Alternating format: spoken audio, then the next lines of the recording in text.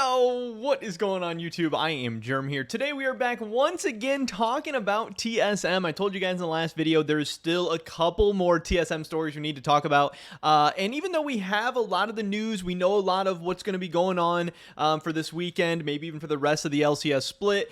There is still a lot that is coming out as we go. There's still a lot of drama, people giving thoughts and opinions, people really on, kind of clashing on the two different sides of how TSM is handling this situation. There's people saying, oh, TSM's making some great moves, doing some great things, saying some great stuff. There's other people that are like, whoa, TSM, what the heck are you guys doing over there? And then there's also the questions of just what does this mean for TSM going forward? Obviously, it seems like Summer Split is all but doomed. They're not going to Worlds. Who cares if they make the playoffs as the 5th seed, 6th seed, 7th seed? But what does 2023 look like? What does 2024 look like? What does 5 years from now look like for TSM? Whatever happens in the next coming months is going to be very, very telling of the future for this obviously once very, very storied organization. But again, today I wanted to dive more deeply into the Shenyi situation because this guy, when TSM picked him up at the start of the 2022 year, this was a big deal. This was, if TSM was saying, hey, we want to go young, we want to start building for the future, we're tired of spending all this money on kind of washed up guys who were good, but now maybe they're not, or, just overpaying for the retiring imports or whatever.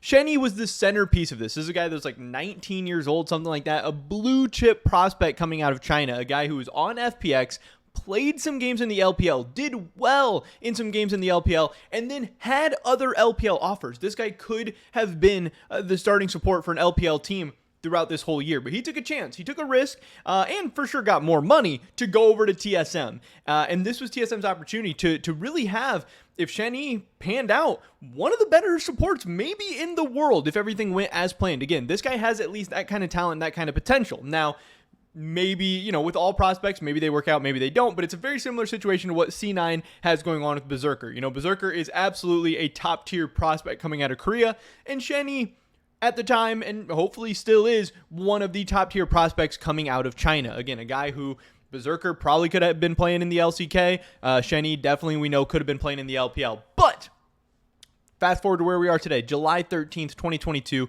Shenyi posted this picture yesterday. I tweeted it out. I said, Shenyi posted a picture at the airport. Seems like he's on his way home to China and likely gone for good. What a wild ride it was. And then this is Shenyi at the airport. I believe he said that this is his English coach or teacher or whatever, Jerry, a guy that's been teaching him English with, I don't know if it's an employee with TSM or just a guy that, TSM hired to bring on or whatever, but that's a guy that's been teaching him English. You can see they're at an airport. I don't know if this is LAX or what's going on here, but it does seem like obviously Shenyi is headed back home, and that is crazy. Again, this was Team Speaks Mandarin. This was all in on the Chinese experiment. Oh, hey, Speaka speaks Mandarin, and now we have Kaiduo, and now we have Shenyi, and who knows who we're going to bring in next. We have all these things going for us. Even some of the new players they've been bringing in, like, Soul, and Mia, and Maple, and all these different things. They were building around this, but it was so centered on what Kaiduo and what Shenyi were going to be like, but also the fact that they spent over $1 million, or I think around $1 million on Kaiduo and Shenyi is crazy. Especially now, if Shenyi is done with TSM, the fact that we are 3 weeks into the summer split. Shenyi was announced as the starting support for summer, played 0 games for the LCS team in summer, and now 3 weeks into the season, he is gone. He's not even in academy. He seems to be all the way out of the organization, headed back home. That is insane. That is crazy. And even considering back to spring split where he was a starter, he didn't even play a full split then. How many games did he play last split? I don't know, like 10 games, something like that, maybe less. Obviously bouncing back between academy and the LCS. I mean, that is very, very crazy. For the amount of money spent to get so little from this whole thing, and for their whole offseason to be shaped around these young Chinese players, these LDL prospects, it was always going to be very, very risky, and I was always skeptical, and I've been speaking out about this for the past 7 months. So from my perspective, at some point it does feel good to be a little bit like vindicated or whatever, hey, maybe I was onto something, maybe I was right about some things, but also I think this situation has been handled pretty poorly by TSM, by Shenyi, by everyone involved, but man, it has been crazy. And then of course TSM FTX report, they tweeted out this. They said starting today, Shenyi will be stepping down from the starting academy support position while he takes an extended break. So now all of a sudden we're getting some, mixed vibes going on here. They say that he is stepping down. Doesn't sound like he's getting benched. They say he's stepping down and he's taking an extended break. Doesn't say he's off the team. Doesn't say he's done for good. They're kind of leaving open the door for him coming back. Hey, who knows what's going on? Obviously, TSM has definitely struggled with communication and transparency and putting out messages in the past. There's been multiple instances this year where they have misrepresented the truth or straight out lied or just put out weird info. They say, we thank Shenyi for the time and effort he spent with us over the last year. We wish him nothing but the best. And again, that's funny because it's been like 6 months. And they say they wish him nothing but the best. He says thank you. And then we have this, the Reddit post from Glenn, LCS and Academy roster updates, where he writes up a little piece about Shenyi as well. And this is what is causing a little bit of drama, a little bit of controversy. This has some people upset. This has some people hot right now. Here's what Glenn says about Shenyi. He says, Shenyi, unfortunately, is becoming a liability to our Academy team's development. We originally believed that Shenyi could be our starting support for our LCS team. However, we quickly realized that Mia had a better champion pool and laning skills than Shenyi, earning Mia the LCS starting spot. When Shenyi was moved to the Academy team, he became demotivated and did not meet expectations. So, I mean, they're saying that once he got demoted for the second time down to Academy, that he started sandbagging. He had attitude issues and whatever. And some of that is very believable. Think back to the spring split where, they had the controversy of him picking the champion, going rogue and picking his own champion and then arguing with the coaches and stuff about it. There has been some butting of heads. It seems like him and Tactical didn't always see eye to eye and didn't always get along as well.